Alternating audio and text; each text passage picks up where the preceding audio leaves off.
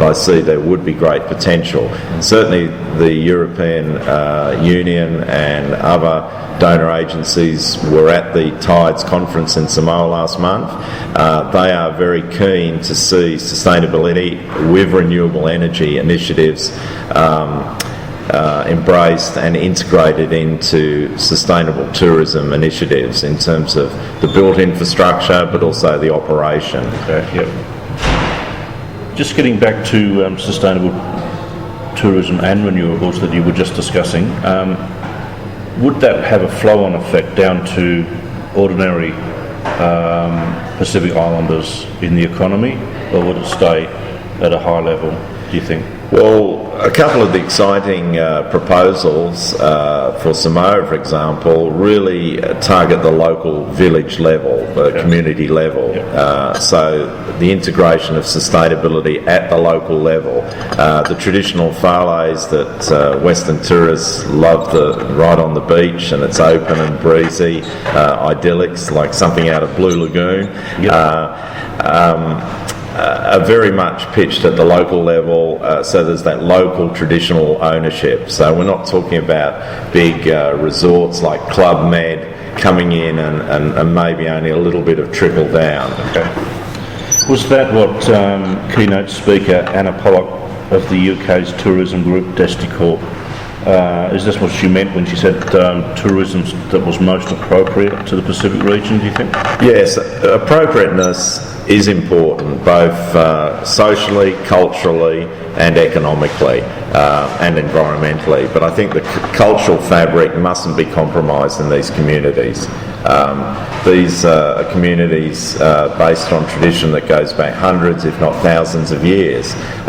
In Samoa, the Polynesian culture, it's in Hawaii, it's spread right across the Pacific.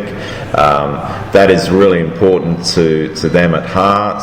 We have to respect that and work in partnership with them, and that's the key. It needs to be an open, genuine, respectful partnership approach to any tourism initiatives.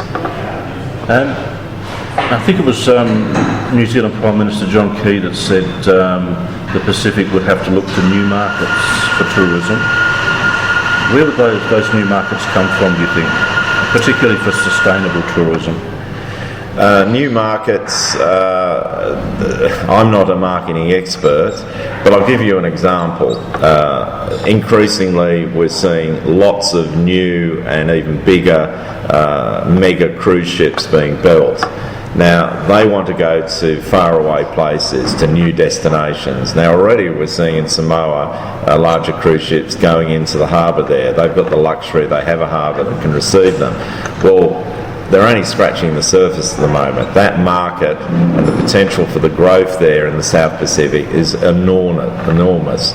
Now, it has to be managed properly, but also they have to provide the local island nations destinations that will really excite those passengers so they can optimise and maximise the revenue return in terms of local products, sampling of food, exciting wow vistas, cultural, something different. Excitement, almost mini cultural theme parks as well that really capture and express the Polynesian lifestyle, for example, and also excite the passengers and also get some more dollars out of their pockets that goes into the local economy and the local people.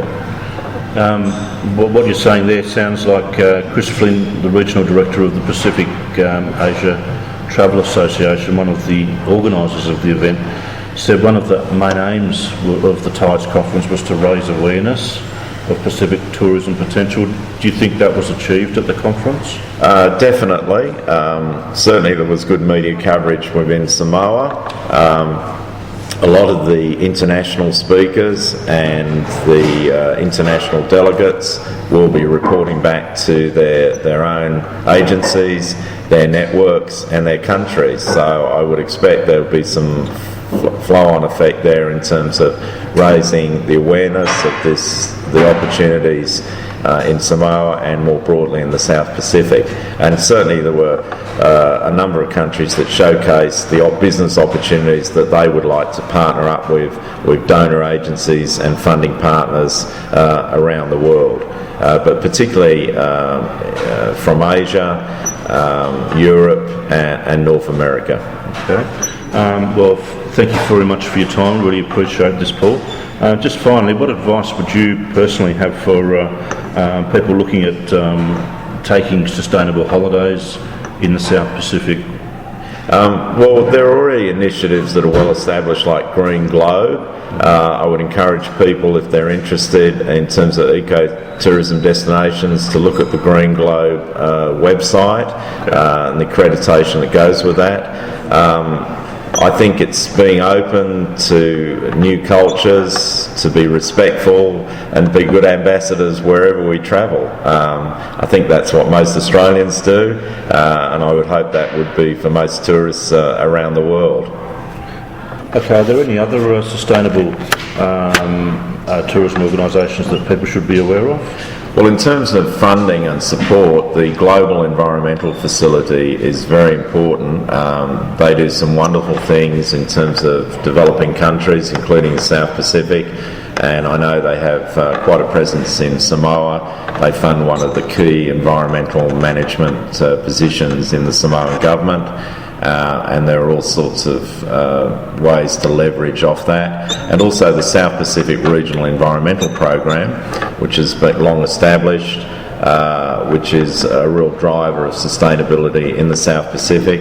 And they are also based in Apia, and an Australian has just become their new director, David Shepherd, who's come from the IUCN in Switzerland to take up this position. Okay, thanks again.